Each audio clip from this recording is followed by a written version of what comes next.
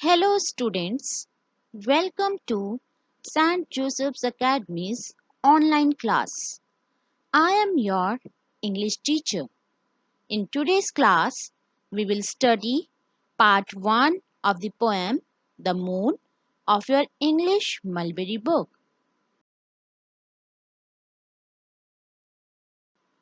Before starting the poem, let me tell you something about the author. The author of this poem is Robert Louis Stevenson. In short, I can tell you that Robert Louis Stevenson was a Scottish novelist, poet, and travel writer, most noted for Treasure Island, Kidnapped, Strange Case of Dr. Jekyll and Mr. Hyde, and A Child's Garden of Verses. All these are his famous literary works. Let us read more about him.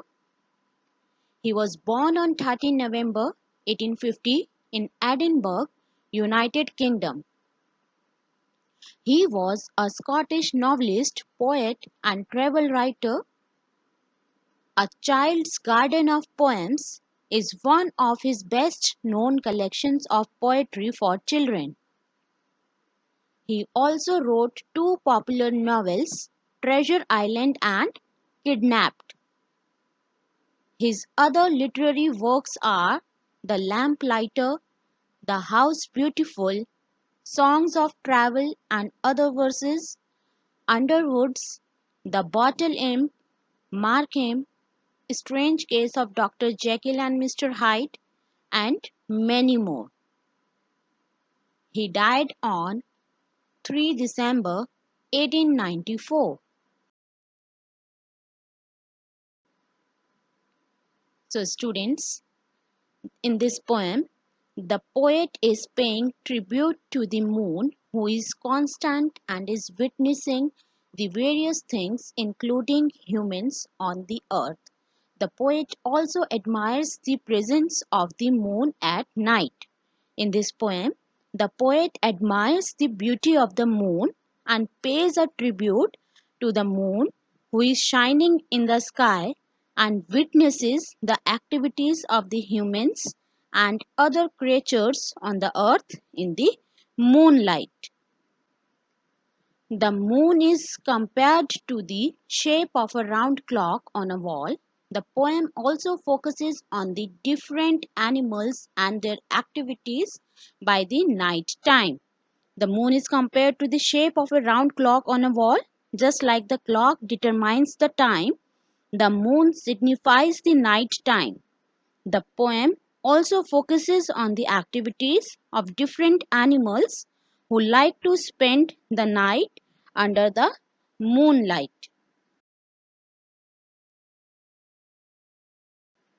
Dear students, now I am going to read the poem. Please listen it carefully and notice the pronunciation of each word. The moon has a face like the clock in the hall. She shines on thieves on the garden wall, on streets and fields and harbor quays, and birdies asleep in the forks of the trees. The squalling cat and the squeaking mouse, the howling dog by the door of the house, the bat that lies in bed at noon, all love to be out by the light of the moon. But all of the things that belong to the day cuddle to sleep to be out of her way, and flowers and children close their eyes till up in the morning the sun shall arise. Now, now I'm going to explain the poem line by line. Listen it very carefully. The moon has a face like the clock in the hall. The shape of the moon is compared to the shape of a round clock in the hall.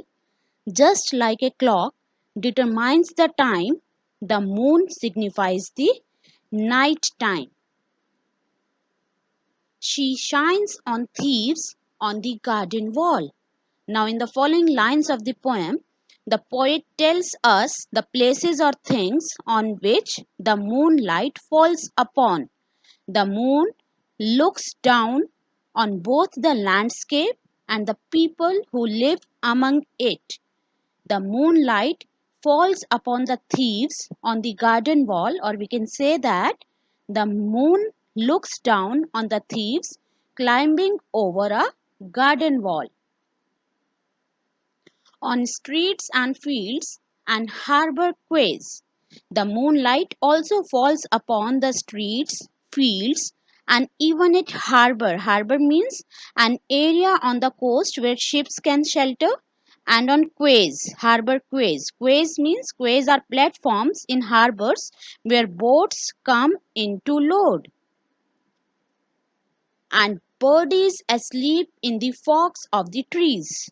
Forks of the trees means place on a tree where branches divide into two parts. Fork is a place on a tree where birds build their nests. So, by the night time, when birds are lying asleep in their nests in the forks of the trees, this moonlight falls upon them also.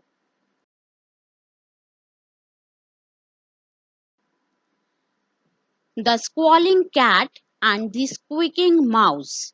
Squalling means crying very loudly, and squeaking means making a short, high sound that is not very loud. The howling dog by the door of the house. Howling also means crying loudly. In the poem, the cat, the mouse, and the dog seem to like to spend the night under the moonlight. The bat that lies in bed at noon all love to be out by the light of the moon. The bat is a nocturnal animal. Nocturnal means who are active at night. The bat sleeps during the day and becomes active at night. In these lines, the poet turns to consider those creatures who love to be out and about at night by the light of the moon, like the nocturnal activities of the squalling cat and the squeaking mouse. It pursues. Pursues means the mouse she is trying to catch, as well as the dog howling to be let into the house, and the bat which sleeps during the day and hunts at night.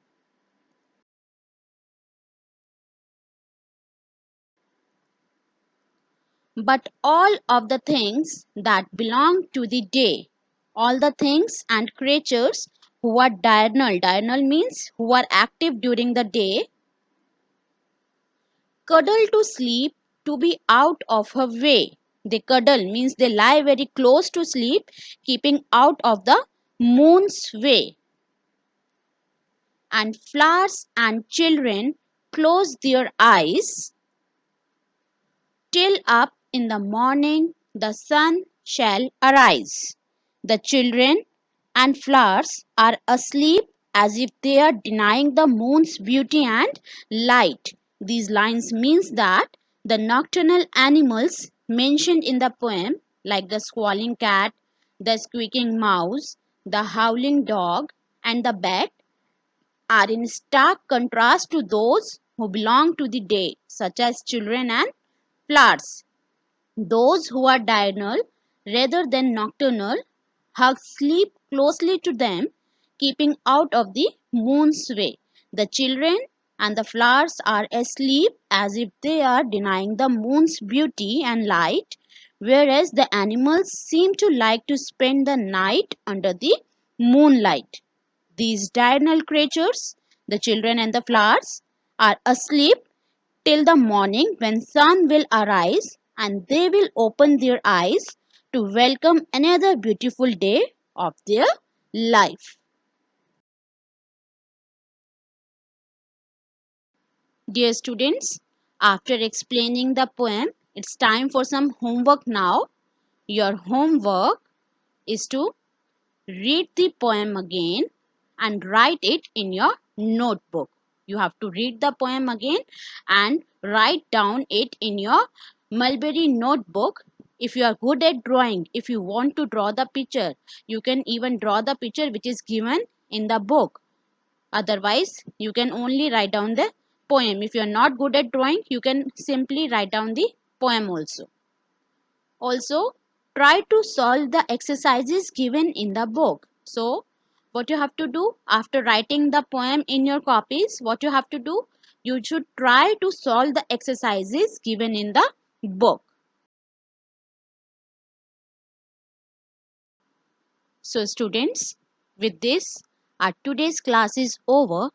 I hope you all might have enjoyed the class and understood the poem very well.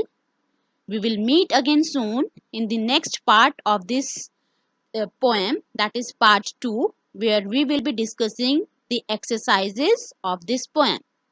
Till then, complete all your homework and stay safe. Thank you and have a nice day.